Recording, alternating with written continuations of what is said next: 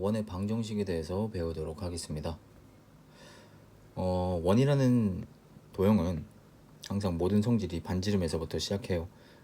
원의 중심으로부터 항상 원 위의 모든 점까지의 거리가 일정하다. 그리고 그 일정한 그 길이를 우리는 반지름 R이라고 부르기로 했죠. 그래서 원의 중심의 좌표를 제가 편의상 A, B라고 할 거고요. 원 위의 임의의 점 P를 X, Y라고 해볼게요. 그러면은 이 두 점 사이의 거리가 항상 R이라는 일정한 숫자가 나와야 될 거예요. P가 어디에 있든 항상. 자, 그러면은 P와 O 사이에 점과 점 사이의 거리 공식을 써서 그 거리가 R이 나온다고 식을 전개해 볼게요. 자, 그러면 루트 X-A의 제곱 플러스 Y-B의 제곱이 반지름의 길이인 R이 나와야 할 거예요. 여기서 루트는 조금 보기 불편하니까 양쪽을 제곱해서 간단하게 정리해 주시면 이렇게 꼭 피타고라스 정리처럼 생긴 식이 나오는데 이 식이 우리가 이제 집중적으로 배울 원의 방정식입니다. 조금 식이 복잡해 보이는데 원의 중심이 만약에 0,0일 때는 식이 조금 더 볼만해요. AB가 0이기 때문에 위에 있는 식을 변형해서 AB 자리에 그대로 0을 대입하시면 X제곱 플러스 Y제곱 이꼴 R제곱이라는 꼭 피타고라스 정리처럼 생겼죠. 그래서 원의 중심이 A, B일 때는 이렇게 원의 방정식을 써주시면 되고요. 원의 중심이 원점일 때는 이렇게 피타고라스 정리처럼 써주시면 됩니다. 원의 방정식을 처음에 배우실 때 조금 많이들 실수하시는 부분이 여기 부분이 R이 아니라 R제곱이라는 거예요. 그래서 예를 들어 X제곱 플러스 Y제곱 이꼴 4라는 원의 방정식이 있다고 하자면 일단은 원의 중심은 원점 0,0이 될 거고요. 반지름은 4가 아닙니다. 4가 R의 제곱 자리에 들어갔기 때문에 4가 누구의 제곱인지 4의 양의 제곱권을 써주셔야 돼요. 이 경우는 반지름이 플러스 2인 거죠. 그래서 이렇게 R제곱 부분만 조금 조심하시면 될 것 같아요. 우리가 직선 파트에서 두 가지의 모양을 배웠는데 이런 모양 y는 mx 플러스 n의 모양과 또 ax 플러스 by 플러스 c 이꼴 제로의 모양 두 가지 모양을 배웠어요. 이 친구는 우리가 이제 표준형이라고 부르자 라고 했었고 아래는 일반형이라고 부르자 라고 했어요. 표준형 같은 경우에는 어떤 느낌이냐면 약간 예쁘게 정리되어 있는 모양이 표준형이에요. 일반형 같은 경우에는 한쪽으로 이항해서 전개, 계산, 이항해서 시기는 0꼴로 이제 정리된 모양이 이제 일반형입니다. 그래서 우리가 직선 파트에서는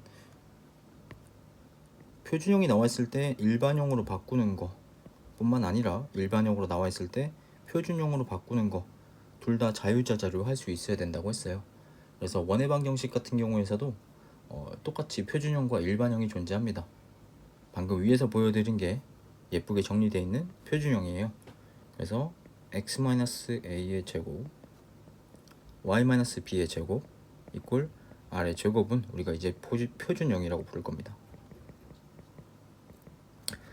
원의 방정식에서 일반형은 어떤 모양으로 생겼냐면 x제곱 플러스 y제곱 플러스 ax 플러스 by 플러스 c는 0꼴이고 이 친구는 우리가 이제 일반형이라고 부르겠습니다. 원의 방정식에서도 똑같아요. 직선에서 두 개 자유자재로 왔다 갔다 할 수 있어야 된다 라고 했었는데 원의 방정식에서도 표준형이 주어져 있을 때 이걸 일반형으로 바꾸는 거 잘 하실 수 있어야 되고요. 일반형으로 주어져 있을 때 이걸 표준형으로 바꾸는 것도 잘 하셔야 합니다. 보통 일반형 그 자체만으로는 원을 이해하고 해석하기가 조금 어려워요. 그래서 웬만하면 표준형으로 바꿔서 해석을 하기 때문에 일반형을 표준형으로 바꿔주는 연습을 자주 하셔야 돼요. 보통 우리가 잠시만요.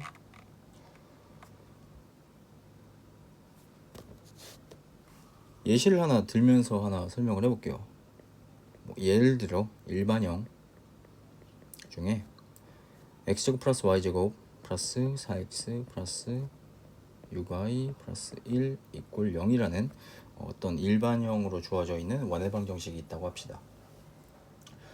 그러면 이렇게 일반형으로 주어져 있는 것을 우리는 완전제곱식꼴로 바꿔야 돼요. x에 대한 완전제곱식, y에 대한 완전제곱식. 그래서 일단은 문자를 같은 문자끼리 정리를 해주시는 게 좋습니다. x제곱 플러스 4x 그 다음에 y제곱 플러스 6y 상수는 뒤에다 더하기 1로 따로 써줄게요. 앞에 x를 이제 완전제곱식으로 바꾸기 위해서 여기 개수의 반의 제곱을 더하고 뺄게요. 여기도 똑같이 개수의 반의 제곱을 더하고 빼겠습니다. 그러면 x제곱 플러스 4x 플러스 4 마이너스 4가 될 거고요. 뒤에도 y제곱 플러스 6y 플러스 9 마이너스 9가 될 거고 플러스 1은 그대로 쓸게요. 자, 여기서 요 부분이 완전제곱식 x 플러스 2의 제곱이 될 거고 요 부분이 y 플러스 3의 제곱이 될 거고요. 나머지 상수항들을 다 계산해서 우변으로 이항을 하시면 마이너스 13이니까 12가 되겠네요. 이렇게까지 정리를 하셨으면 이제 해석이 편해져요. 일반형으로 주어져 있는 것보다 표준형으로 정리되어 있는 게 우리는 원의 중심의 좌표 마이너스 2, 마이너스 3이라고 바로 알 수 있고 반지름 루트 12, 즉 2루트 3이라고 바로 알 수 있습니다. 그래서 이런 식으로 일반형을 표준형으로 바꾸는 방식은 완전제곱식을 이용해서 쭉 우리가 예전에 배웠던 그 방법대로 계산을 해주시면 되고요. 반대로 표준형을 일반형으로 바꾸실 때는 이 했던 과정들을 거꾸로 하신다고 생각하시면 돼요. 전개, 계산, 그리고 좌변으로 다 이항. 하지만 웬만하면은 일반형으로 바꾸는 경우는 거의 없습니다. 문제에서 요구하지 않는 이상. 보시면 아시겠지만 표준형으로 주어져 있든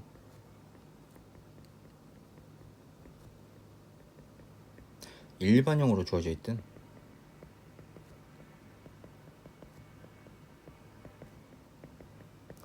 표준형인 경우에는 모르는 미지수 3개고요.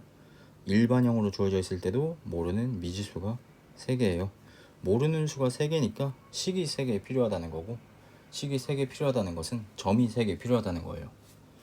직선 같은 경우에는 한 점이 주어져 있을 때 이 한 점을 지나는 직선이 무수히 많아요. 하지만 두 점이 주어져 있을 때는 이 두 점을 지나는 직선은 하나밖에 없죠. 그래서 직선의 방정식 같은 경우에는 점 2개만 주어지면 여기는 기울기랑 y절편을 바로 구할 수 있기 때문에 점 2개면 충분해요. 하지만 원 같은 경우에는 3개의 정보가 다 필요한 거죠. 점 2개뿐만 아니라 하나가 더 필요한 거죠.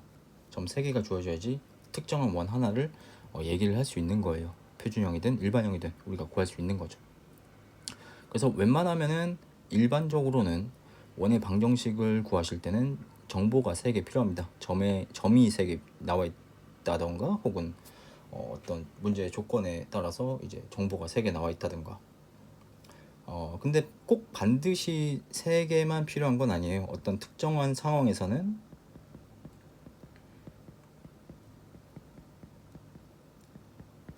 점 하나만 주어져 있어도 충분할 때가 있고 혹은 점 2개만 주어져 있을 때도 충분할 때가 있어요. 그럴 때가 언제냐면 x축이랑 접할 때거나 y축이랑 접할 때 이때입니다. 그래서 하나씩 예를 들어서 설명을 해드릴게요. 맨 처음으로 x축이랑 접할 때를 먼저 보여드리도록 하겠습니다. 자, 첫 번째 x축이랑 접하는 경우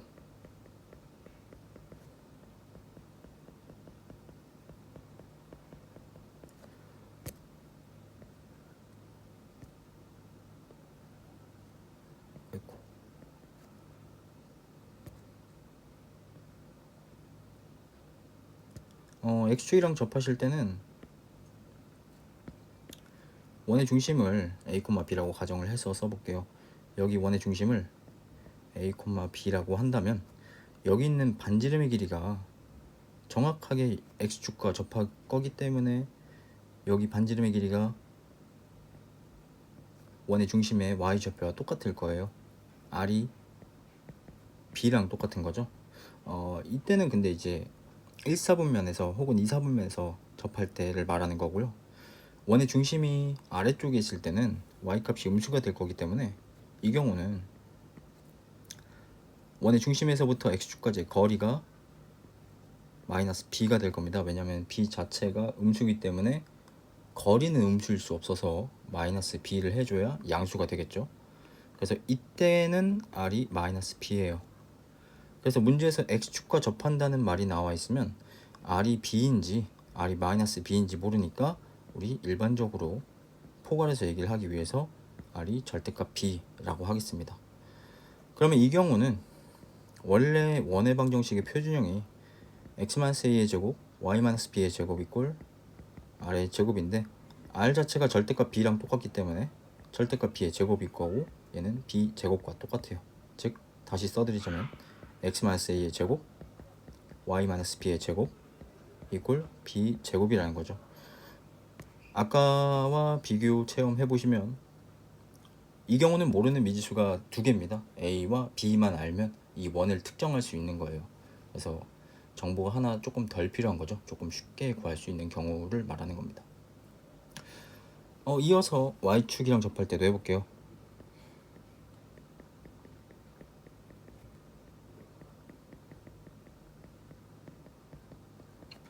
자, y축이랑 접하는 경우도 있고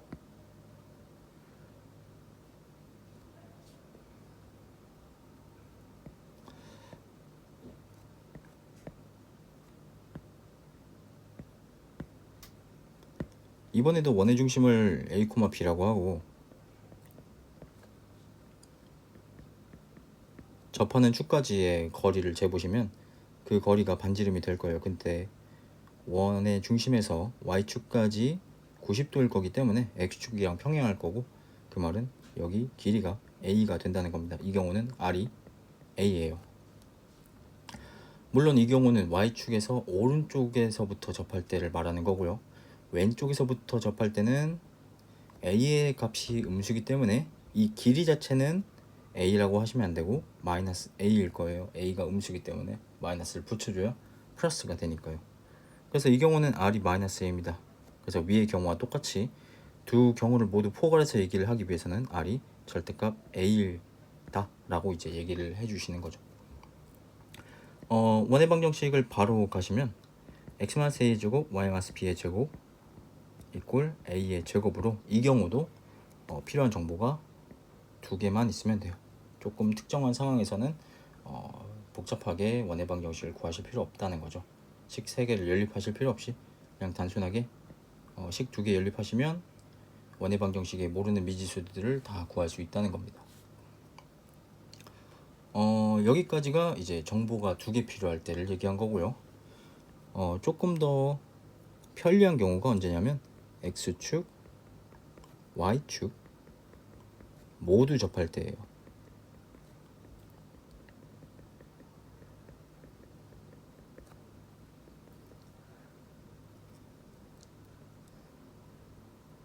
자, 이때도 원을 4개 그려보겠습니다. 1사분면, 2사분면, 3사분면, 4사분면에서 접할 수 있기 때문에 모든 경우의 수를 다 포괄해서 얘기를 해볼게요. 이런 경우는 이 경우는 원의 중심을 a, b라고 안 할 거고요. 이번에는 어떻게 할 거냐면 요 길이가 반지름 r일 거고 요 길이가 똑같이 반지름 r일 거기 때문에 이 원의 중심의 좌표를 우리가 r, r이라고 할 수 있을 거예요. 1사분면에서는 r, r이고요. 2사분면에서는 요 길이가 r이고요. 요 길이가 똑같이 r이기 때문에 원의 중심의 좌표는 2사분면이기 때문에 2사분면은 x값은 마이너스 y값은 플러스를 가져야 돼요. 그래서 이번에는 마이너스 r, r이 원의 중심의 좌표가 될 거고요. 똑같은 논리로 3, 4분면에서는 3, 4분면은 x좌표, y좌표 둘 다 마이너스이기 때문에 여기 길이 둘 다 r이니까 마이너스 r, 마이너스 r이 됩니다. 4, 4분면도 같은 논리로 양수 음수니까 r, 마이너스 r이 될 거예요. 그래서 이 경우는 원의 방정식이 1, 4분면, 2, 4분면, 3, 4분면, 4, 4분면이 다 되게 간단하게 생겼어요. 1, 4분면 같은 경우에는 x-r의 제곱, y-r의 제곱 이꼴 r의 제곱이고요. 2, 4분면은 x 플러스 r의 제곱, y-r의 제곱 이꼴 r의 제곱이고, 3, 4분면은 둘 다 마이너스이기 때문에 이렇게 써주실 거고, 4, 4분면은 y만 마이너스니까 이렇게 써주시면 됩니다. 내식을 보시면 다 알겠지만 모르는 숫자가 하나만 있어요. 그래서 x축, y축 동시에 접할 때는 도대체 이 원의 중심이 몇 사분면에 있는지만 잘 판단을 하시면 이 네 가지 식 중에서 어떤 식을 쓸 수 있는지 우리가 반지름의 길이만 구할 수 있으면 바로 알 수 있는 거죠. 그래서 원의 방정식은 보통 이런 식으로 특정 상황에서는 되게 쉽게 구할 수 있습니다. 이 미지수 3개 다 일일이 구하실 필요 없이 하나만 구해도 되는 경우가 있기 때문에, 특히 이 마지막 경우는 되게 편리하니까 잘 알아두시면 좋을 것 같아요. 이어서 우리가 두 직선의 교점을 지나는 제3의 직선에 대해서 얘기를 한 적이 있어요. 두 직선이 있을 때 예를 들어 이 우직선은 ax 플러스 by 플러스 c는 0이라는 직선이고, 아래 직선은 a'(x) 플러스 b'(y) 플러스 c' 이꼴 0라는 어떤 직선이라고 합시다. 이 두 직선의 교점을 지나는 제3의 직선을 모두 얘기하고 싶다면 우리가 항등식의 성질을 이용해서 이런 식으로 쓴다고 했었어요. ax 플러스 by 플러스 c 플러스 k a'(x) b'(y) 플러스 c' 이꼴 0. 그러면 k 값에 따라서 이제 직선이 움직이긴 할 건데 모든 직선은 다 얘기할 수 있죠. 한 직선 빼고 요 직선은 표현 못하고요. 요 직선 빼고는 모든 직선을 다 얘기할 수 있어요. k자리 0이면 요 직선은 얘기할 수 있으니까. 이런 느낌으로 우리가 이제 원의 방정식에서 두 원이 있을 때 두 원을 지나는, 두 원이 만나는 교점이 있을 때 이 교점을 지나는 제3의 원을 얘기하고 싶을 때 그때 우리가 어떤 식으로 식을 세워야 되는지에 대해서 얘기를 해보려고 해요. 우리가 직선에서랑 똑같이 이제 방정식으로서 접근을 할 건데 두 원의 방정식이 있다고 할게요. 두 원의 방정식, 예를 들어 이 큰 원은 x제곱 플러스 y제곱 플러스 ax 플러스 by 플러스 c는 0이라는 원의 방정식이라고 하고요. 아래에 있는 원은 x제곱 플러스 y제곱 플러스 a'(x) b'(y) 플러스 c' 이꼴 0라는 일반형으로 쓰여져 있는 원의 방정식이라고 합시다. 그리고 두 원을 연립했을 때 나오는 게 교점이기 때문에 이 교점의 좌표를 알파, 베타, 그리고 아래에 있는 거는 알파 프라임, 베타 프라임이라고 해볼게요. 자, 그러면은 이제 방정식의 의미를 잘 이해를 하셔야 되는데, 두 개를 연립해서 나온 점이 알파, 베타, 알파 프라임, 베타 프라임이라면 다시 이 점을 원래 식에 대입을 했을 때 당연히 성립할 거예요. 연립 방정식이라는 것은 두 식 다 참이 되게 해주는 해를 우리가 근이라고 하기 때문에 알파, 베타를 다시 두 식에 대입을 했을 때 성립할 거고, 똑같은 논리로 알파 프라임, 베타 프라임도 다시 두 식에 대입하시면 당연히 성립할 겁니다. 즉 무슨 말이냐면 x제곱 플러스 y제곱 플러스 ax 플러스 by 플러스 c는 알파, 베타를 대입하면 이 친구는 0이 된다는 거죠. 는 0이어야 하니까. 똑같이 아래에 있는 식도 a'(x), b'(y) 플러스 c''도 알파, 베타를 대입하면 당연히 성립할 거고 는 0이기 때문에 얘도 0이 될 거예요. 그 말은 이거 두 개 더하면 0이 될 거라는 거죠. 두 xy 자리에 알파, 베타 혹은 알파 프라임, 베타 프라임을 대입한다면 말이죠.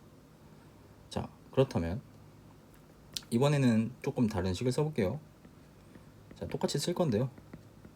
ax by 플러스 c 플러스 2배의 x제곱 플러스 y제곱 플러스 a 프라임 x b 프라임 y 플러스 c 프라임 이꼴 제로라는 방정식을 보셨을 때도 알파, 베타, 알파 프라임, 베타를 대입하시면 이 친구는 당연히 0이 될 거고 이 친구도 당연히 0이 될 거기 때문에 2를 곱한다 하더라도 전체적으로 0이 될 거고 0 더하기 0은 당연히 0이 될 거예요. 즉 무슨 말이냐면 제가 지금 쓰고 있는 이 방정식들은 둘 다 알파, 베타와 알파 프라임, 베타 프라임을 근으로 하는 방정식이라는 거죠.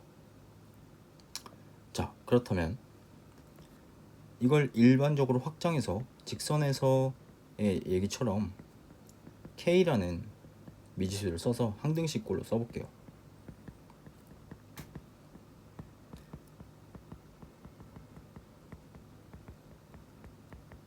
자, 이런 식으로 써있는 항등식을 보시면 이 식은 xy 자리에 알파, 베타와 알파 프라임, 베타 프라임을 대입하면 요 앞에 부분이 0이 될 거고 요 뒷부분도 0이 될 거기 때문에 전체적으로 0 더하기 0이 돼서 당연히 0일 거예요. 즉 무슨 말이냐면 이 방정식의 근이 알파, 베타, 알파 프라임, 베타 프라임이라는 거예요.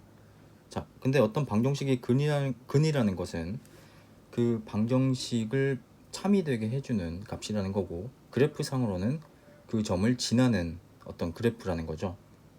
즉 제가 지금 쓰고 있는 요 식이 방금 우리가 구한 알파, 베타와 알파 프라임, 베타 프라임을 지나는 어떤 방정식이라는 겁니다. 그리고 이걸 정리했을 때 이 친구는 원의 방정식의 일반형 꼴을 가질 거기 때문에 얘는 결국에 요 두 점을 지나는 원의 방정식이 되는 거예요. 즉 임의의 두 원이 있을 때 두 원의 교점을 지나는 어떤 제3의 원을 저런 식으로 간단하게 쓸 수 있다라는 겁니다. K 값에 따라서 조금 달라질 거긴 합니다. K 값이 2라면 원이 모양이 조금 바뀔 거고 3이라면 원의 모양이 조금 더 바뀔 거고 조금 특별한 경우로 이제 K가 마이너스 1이라면 이 경우는 직선이 됩니다. 왜냐하면 K가 마이너스 1이면 마이너스 1을 분배법칙했을 때 여기 있는 x제곱과 앞에 있는 x제곱이 사라져요. x제곱이 없어져요. y제곱도 똑같은 논리로 사라지고 x제곱 y제곱이 사라지기 때문에 결국에 얘는 직선의 방정식의 일반형 모양을 가질 거고 얘는 2차식이 아니라서 1차식이기 때문에 이제 직선의 방정식이 나옵니다. 자, 여기까지 무슨 말인지 모르겠으니까 그림을 보면서 이어서 설명을 하도록 하겠습니다. 자, 제가 원 두 개를 준비했고요. 좌변 왼쪽에 보시면 x제곱 플러스 y제곱 이퀄 1이라는 방정식 하나와 x-1의 제곱 플러스 y-1의 제곱 이퀄 2라는 원의 방정식 하나를 준비했어요. 그리고 나서 맨 아래쪽에 보시면 이제 하늘색으로 칠해져 있는 식의 식부분을 보시면 제가 그 일반형으로 써놨어요. 전개해서 이제 K를 묶어서 일반형 꼴로 써놨습니다. 그러면은 K가 변함에 따라서 두 원이 만나는 교점을 지나는 어떤 제3의 원들이 나와요. K 값이 변함에 따라서 이렇게 한가운데 있기도 하고 아래쪽에 있기도 하고 뒤집어지기도 하고 뭔가 조금 이상하죠. 뒤집어지는 부분이 원이 되게 커서 그래요. 원이 되게 커서 뭔가 전체적으로 영역을 색칠하는 것처럼 보이는 거예요. 자, 그러면은 엄청 뭔가 전체적으로 막 다 색칠해 보이는 모양을 살짝 천천히 보기 위해서 제가 정확하게 K 값에 숫자를 하나 대입하겠습니다. 마이너스 1이라고 대입을 하시면 보시면 알겠지만 정확하게 직선이 나옵니다. 원이 뒤집어지기 바로 직전에 정확하게 직선 모양이 나온다는 거예요. k가 마이너스 1이면 x제곱 y제곱이 지워지기 때문에 얘는 더 이상 원의 방정식이 아니고 직선의 방정식이기 때문에 그런 일이 발생하는 겁니다. 그래서 이런 식으로 식을 쓰시면 두 원의 교점을 지나는 제3의 원 혹은 직선을 아주 쉽게 구할 수 있어요. 네, 여기까지 원의 방정식이었습니다.